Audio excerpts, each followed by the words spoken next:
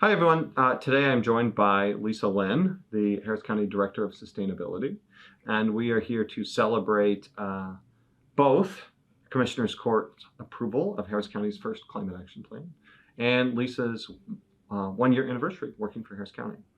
And Lisa, you've been able to really hit the ground running here. Tell us a little bit about what experiences, both in your career and your education, prepared you to get us going here. Oh, thanks for having me, Dave. Well, my background's in architecture, so really have always been intrigued by the built environment and what buildings can do for people and for Mother Nature. And I would say that I think two roles in my career that really helped shape, kind of what I wanted to get done this first year. One was working for the city of Houston under the mayor's office, under Mayor Parker, was a sustainability manager there. And then also the city of San Antonio was the climate program manager and helped lead San Antonio's first climate action and adaptation plan called SA Climate Ready. And in the time you've been doing this work, what's changed? What tools do we have available now that we didn't 5 or 10 years ago?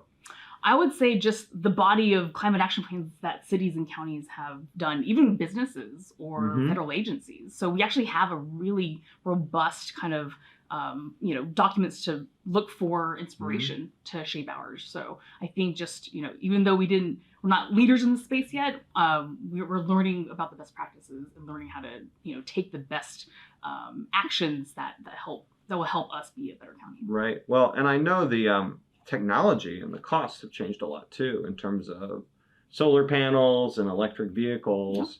How do you think that opens up opportunities for us to, both protect our health and planet and also do things that are good for the county finances? Yeah. So, I worked on electric vehicles at the city probably 10 years ago, but the number of vehicles that are available were so limited.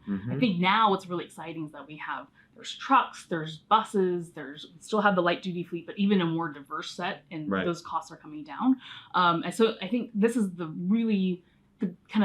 greatest time to enter this space because we have, a lot of people going in, like the big automakers who are going all on this. So I think it's, this is time for us to kind of figure out where do EVs fit, what are the unique use cases that the county has that we need to figure out, and then, keep moving forward.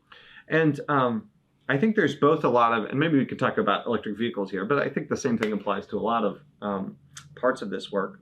There's both a lot of enthusiasm and some reluctance. Am I still going to be able to do my job or provide the services I need to if I drive an electric vehicle? Talk a little bit about how we manage that, how we proceed with this work so that this is a win-win for county employees, for the county checkbook, and for the public. Yeah.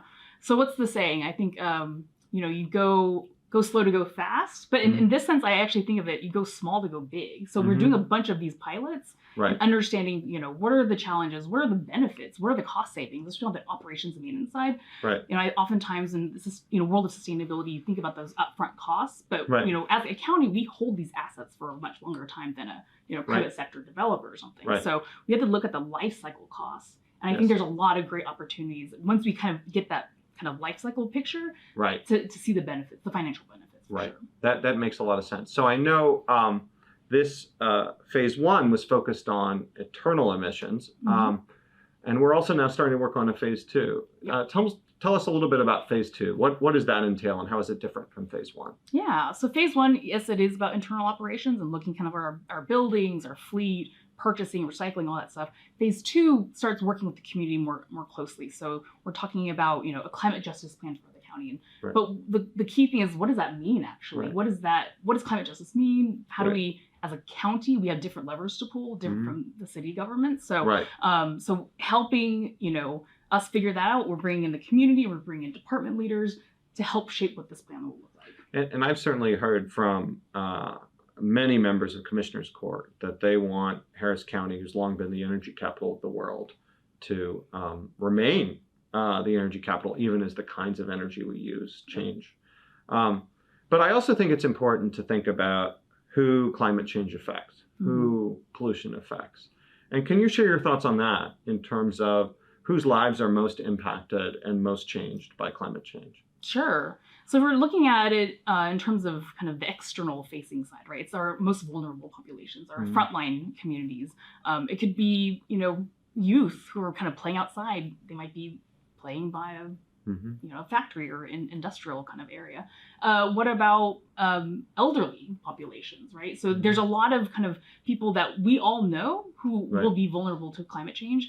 In terms of the county operations, it's those employees who work outside and have to, work in the heat of the summer. Absolutely. And especially with extreme heat events. Or work through a freeze like Uri. Or and, freeze, cold weather we've never had before. Exactly. So, and obviously climate change, it doesn't explain any one event, but I think we see in Houston, disasters and volatility is getting more severe. So look, I think this is great work. I'm excited about it. I think it's a way for the county to tackle resiliency in many different ways, whether it's flood control projects or electric vehicles or an externally facing climate action plan, or solar and storage to keep our backup generators, to keep our facilities running even when there is a disaster. So Lisa, thank you so much for joining us. Thanks for your leadership. And thank you everybody for tuning in.